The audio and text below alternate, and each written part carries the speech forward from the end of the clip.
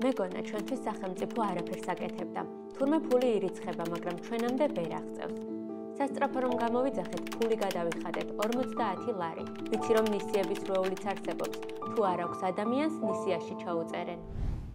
ამ ამბებს გალელები გუყვებიან. არა და მათთვის ჯანდაცვა რომ უფასო იყოს, ბიუჯეტიდან წლებია მილიონობით ლარი იხარჯება. თუმცა აღმოჩნდა, რომ უფასო სერვისებში ისინი მაინც ფულს იხდიან. მოვიკვლიეთ, რომ გალის რაიონში მცხოვრებებს სპეცდაფინანსებაზე მყოფი 6 სამედიცინო პუნქტი ემსახურებათ.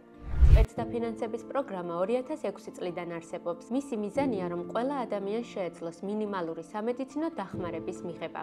შესაბამისად, სასწრაფოს ბრიგადამ პაციენტს გადაუდებელი დახმარება უნდა გაუწიოს მედიკამენტებითა და სამედიცინო აღჭურვილობით. გარდა ამისა, მძიმე მდგომარეობაში მყოფი პაციენტი უახლოეს ჰოსპიტალში უნდა გადაიყვანოს. თუმცა ყველა რესპონდენტმა დაგვიდასტურა, რომ ეს პუნქტები სავალალო მდგომარეობაშია. მოქალაქეები კი უმეტესად შესაბამის სამედიცინო მომსახურებას ვერ იღებენ. სისტემაში გამეფებული კორუფცია ადამიანების სიცოცხლეს საფრთხეს უქმნის. არა და ამ ფულს ჩვენ ვიხდით საქართველოს სახელმწიფო ბიუჯეტიდან. ქვემოთ მოყვანილი ამბები კი ცხადყოფს, რომ პროგრამა წარმატებული არაა და თავის მიზანს ვერ ასრულებს. იცოდით, რომ გალელებს ზუგდიდში მიღებული სამედიცინო დახმარება უფრო ეიმედებათ. ეს იმ ფონზე, როცა ზუგდიდში გადმოსვლა მათთვის მარტივი სულაც არ არის, რადგან რთულია საბუთების შეგროვება. შემდეგ საჭიროა რამდენიმე საკონტროლო პუნქტის გავლა, ზოგჯერ მესაზღვრეების მოგრთამვაც. გადაადგილება დროშით შეზღუდულია. ენგურის ხიდი საღამოს 8-დან დილამდე დაკეტილია. კარგად რომ დაგანახოთ, რატომ ურჩევნიათ გალელებს ზუგდიდში გადმოსვლა, ერთ მაგალითს მოგიყვებით. ნათია სოფელ ოტობაიადანაა. მოგვიყვა, რომ ერთხელ სისხლის ანალიზის აღება დასჭირდა.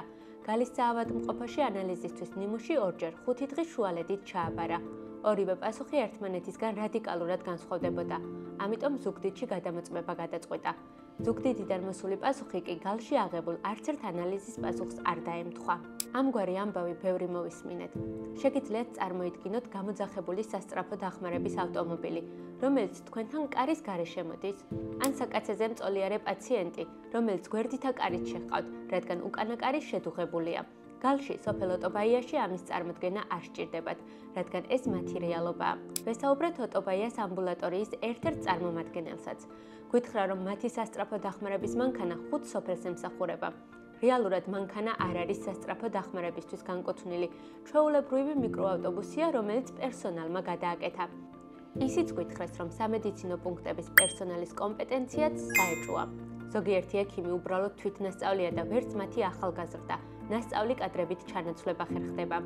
ადგილობრივები მხოლოდ რამდენიმე ექიმს ენდობიან. თუმცა პრობლემურია მათი ანაზღაურებაც. სამედიცინო პერსონალის ნაწილი ხელფას ვერ იღებს.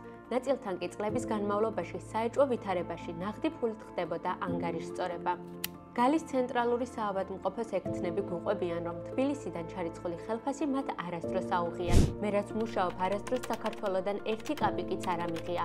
არც ერთჯერადად, არც მრავალჯერადად. შეიძლება გამოყო საქართველო, მაგრამ ვიღაცამ ჯიბეში ჩაიდო. მე კი არა, მთელ კოლექტივს ასე გვგონიაო, გითხრა ერთ-ერთმა ექიმმა. რა არის გამოსავალი? უნდა გავაკონტროლოთ, სად და ვისთან მიდის ბიუჯეტიდან ჩარიცხული ფული. გალის საავადმყოფოებს სჭირდებათ ახალი აღჭურვილობა. ექიმებისა და პერსონალის ანაზღაურება უნდა იყოს გამჭვირვალე. ხელფასები პერსონალისთვის ბანკში უნდა ირიცხებოდეს. და რაც მთავარია, ადგილობრივებს უნდა ჰქონდეთ ინფორმაცია, რომელი სამედიცინო მომსახურებები ეკუთვნით უფასოდ, რომ მათ ფული არ გამოსძალონ. ამ პრობლემებზე საუბარი ჩვენთვის მნიშვნელოვანია, რადგან ადამიანების სიცოცხლეს ეხება საქმე. გვჯერა ინფორმაციის გაზიარებას დიდი ძალა აქვს და ამ სტატიას გალის ჯანდაცვის სისტემის გაჯანსაღება მოჰყვება.